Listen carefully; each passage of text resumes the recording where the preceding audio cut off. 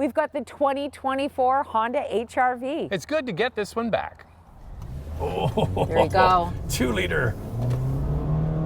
It's a little loud, but it gets you where you need to go. I can also get where I need to go by running. No, it's not that bad. Oh my God. Hey, but don't let I've seen you run. Let the facts get in the way of a good story, Andrea. Okay. All right. Okay. What is under the hood of this thing? A 2-liter 4-cylinder matched to a CVT, 158 horsepower and 138 pound-feet of torque. Front-wheel drive and all-wheel drive options are available. Yeah, you don't want to see me running with my gimpy knee. All right, let's get into what are the key standard features of this HR-V. The base trim comes with a 7-inch touchscreen, a 7-inch driver display, wired Apple CarPlay and Android Auto, push-button start, a 6-way manual driver seat with height adjustment, 4-way manual passenger seat, cloth upholstery, heated front seats, and a manual power liftgate. In the US, heated front seats are not standard.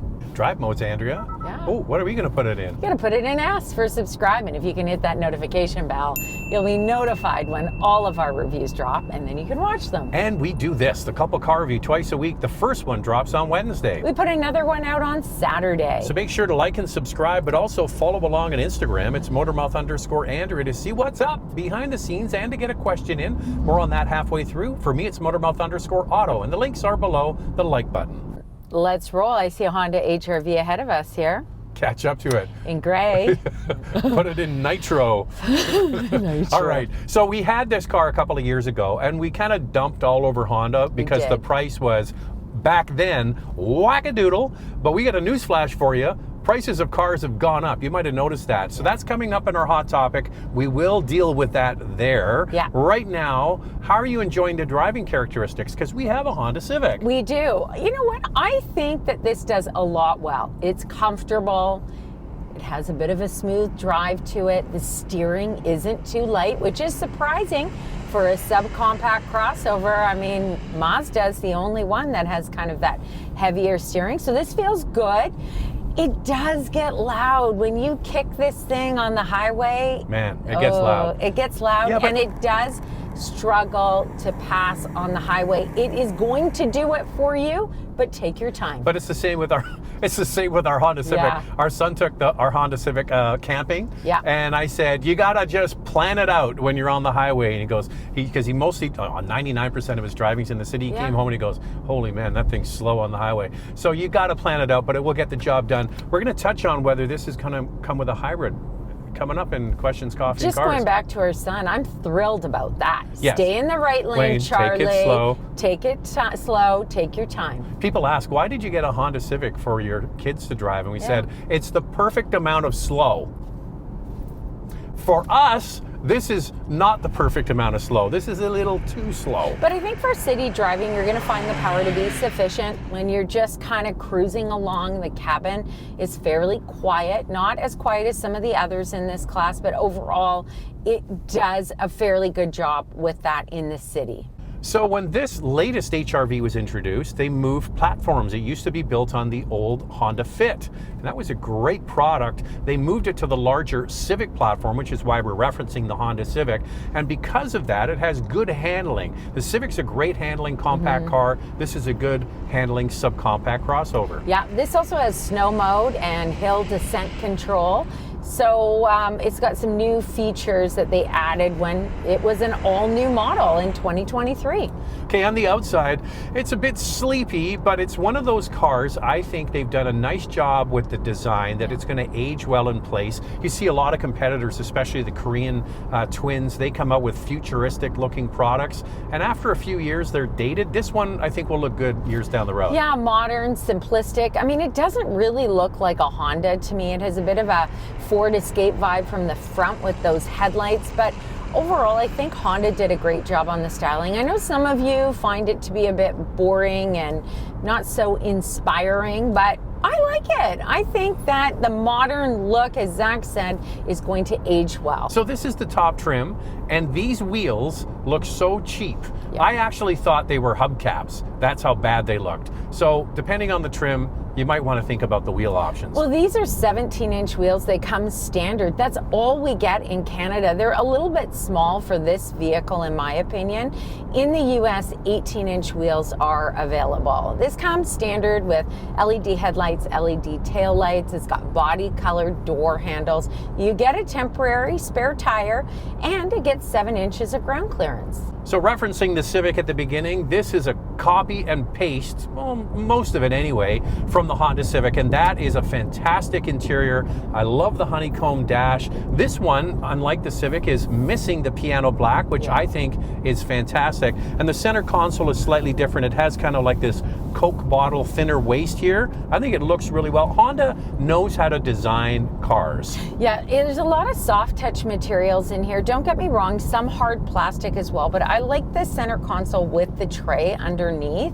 You know, you can put your cell phone in there if you're not charging it. I mean, it's quite well laid out. There's enough storage in here, whether it's at the center console or at the door pockets. This comes standard with a 7-inch touchscreen, wired Apple CarPlay and Android Auto. You've got to move up to this top trim to get the larger 9-inch touchscreen with wireless Apple CarPlay and Android Auto.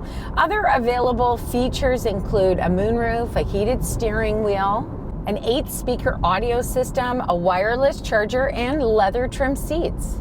Well, it's not all great news, unfortunately. The HR-V is missing features that some of its competitors have, like ventilated front seats, heated rear seats, a power liftgate, and power front seats. In the United States, a power driver's seat is available, but no, not for Canada. Another interesting decision from Honda. In Canada, blind spot monitoring and rear cross traffic alert is only available on the top trim. In the US, one up from the base model, you can add it for $550, but it doesn't even come standard on the top trim. Many of its competitors either come standard or one up from the base model. I think that's a miss from Honda. Two things I would love: power liftgate. Once you've had that for a utility, you're going to love that.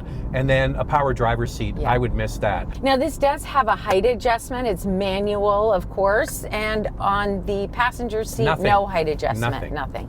All right, here's me getting in the back seat. The good thing about going to the Civic platform, the Civic's one of the biggest in its class. This has a lot of space, good legroom, good headroom. How does it stack up? Comparing the HR-V to the Volkswagen Taos, another large one in the subcompact class, the Honda offers 41.9 inches of front row legroom, which is almost 2 inches larger than the Taos.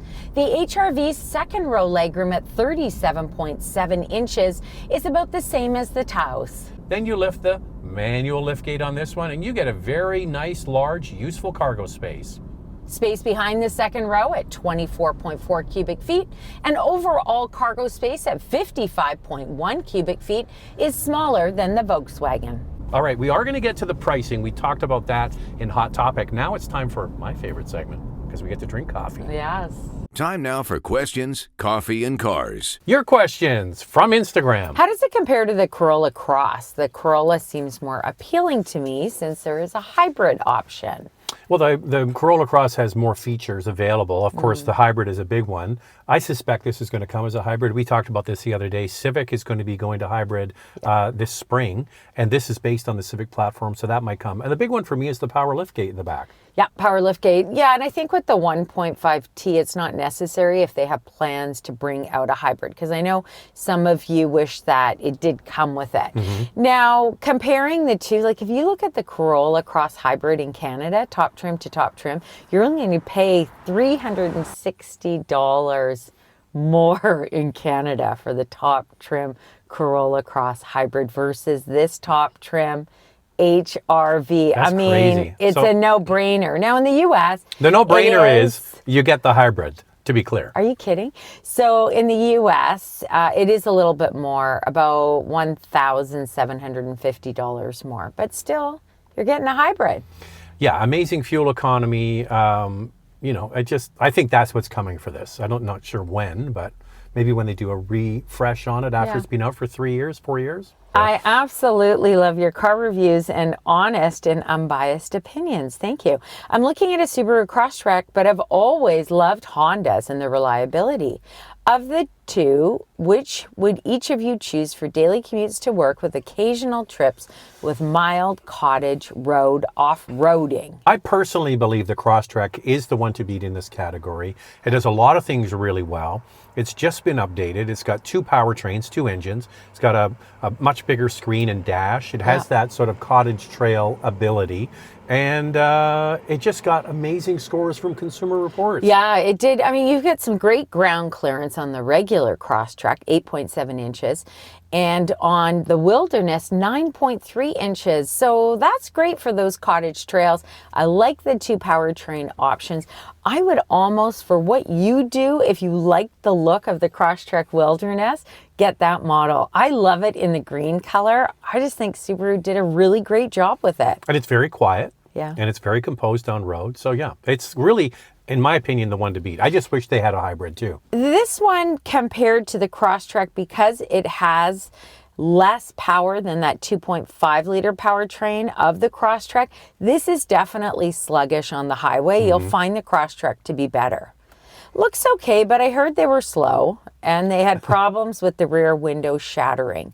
I hope they fix it with nobody getting hurt. I didn't hear anything about the rear window. I'm sure Andrea did. Yeah, it's slow. It's got the base 2 liter. It's based on the base 2 liter Civic platform, but it's bigger than the Civic. I to the point Andrea made earlier, I wish they offered this with the 1.5T or turbo that they sell in the Civic. But I think the real story is a hybrid will come instead. Yeah, for sure. So in regards to the shattered rear window, you are right. There have been problems. Consumer Reports is actually reporting that they've had quite a few complaints. It's a manufacturer defect to the rear defroster. Okay, so it's a supplier issue. That's what they said. It's a manufacturer defect. Now, Honda has told Consumer Reports that they will fix it if it's shattered. I would hope so. Yeah, and they're also going to start like a voluntary campaign in April. What do they call it exactly? Technical service bulletin. They said a voluntary product update campaign. So there hasn't been a recall, but they're going to be starting this in April. So I think that's good. I mean, they're taking care of their customers, and that's what we like to hear. And now it's time for our hot topic. What's this one, Andrea? Considering the price point, will it stand up against the competition in this segment?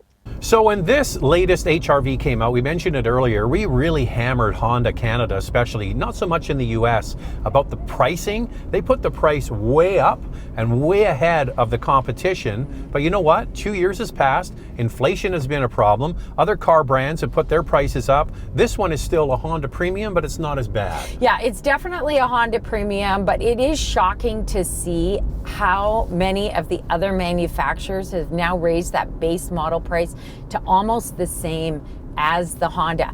The problem with this model is that it lacks so many features at a slightly higher price point than many of its competitors. If you love Honda and you're loyal to Honda, you'll probably just buy the HRV with a little bit less.